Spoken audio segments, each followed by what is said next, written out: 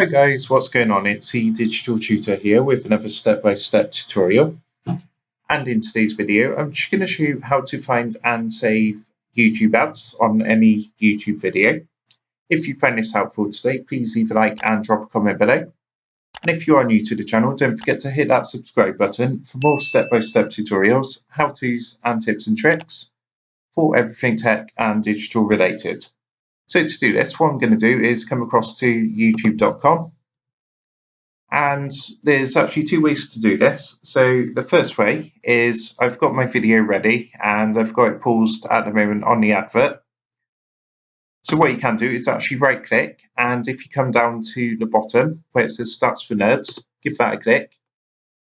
And what you need to do is actually copy this video ID here at the top.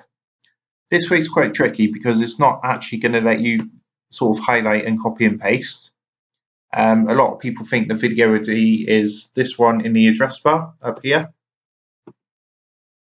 But for the actual ad, you need to copy this one down here where it says ZMYB, etc., etc. But there is actually a quick way, and what you need to do is actually just right click. And then what you want to do is actually click at the top where it says Copy Debug Info. Once you've done that, if you come across to a website called adleg.com, and then put / and then put debug.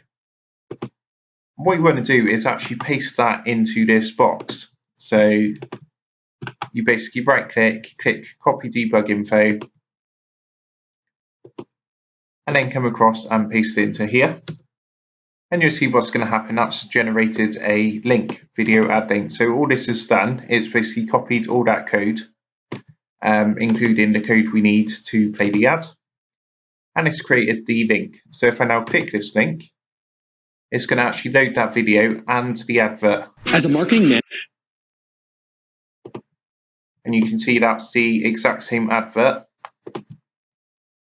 as the original video. If I come back to the original, you'll see on the original video it's actually the same advert there.